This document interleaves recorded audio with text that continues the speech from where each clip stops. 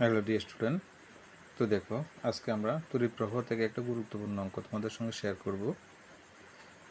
তো তোমরা ভিডিওটি প্রথম থেকে শেষ পর্যন্ত দেখবে।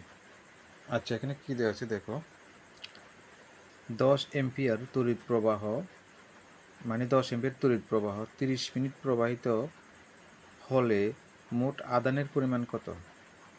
অর্থাৎ 10 এম্পিয়ার তড়িৎ প্রবাহ 30 মিনিট প্রবাহিত হলে মোট আদানের পরিমাণ কত?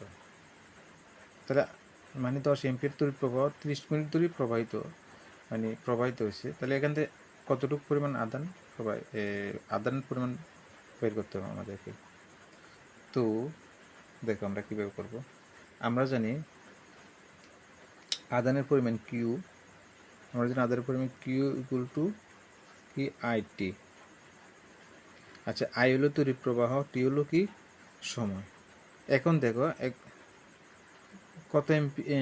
কত মিনিট ধরে প্রবাহিত হয়েছে? 30 মিনিট ধরে প্রবাহিত হয়েছে, অর্থাৎ টি ইকুয়াল টু কত? টি মানে টি ইকুয়াল টু কত? টি ইকুয়াল টু কত? 30 মিনিট। 30 মিনিট অর্থাৎ যেহেতু এটা মিনিট আছে, এটা আমরা সেকেন্ডে বের করতে হবে, তাহলে 30 ইন্টু 60 সেকেন্ড। ঠিক আছে। এখন দেখো তাহলে তড়িৎ প্রবাহর মানে আদানের পরিমাণ আমরা কি বের করতে হবে এখন। কত এম্পিয়ার তড়িৎ প্রবাহিত হয়েছে?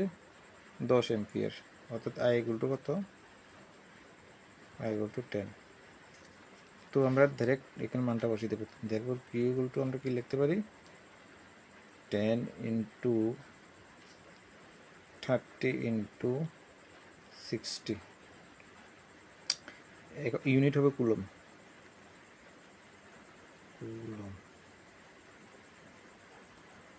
তাহলে দেখো এটা কত হবে, এখানে 3 ইন্টু 6 মানে কত? 18, এখানে 3টা 0 মানে 18,000 কুলম। তাহলে কিউর পরিমাণ আমরা কত পেলাম? 18,000 কুলম।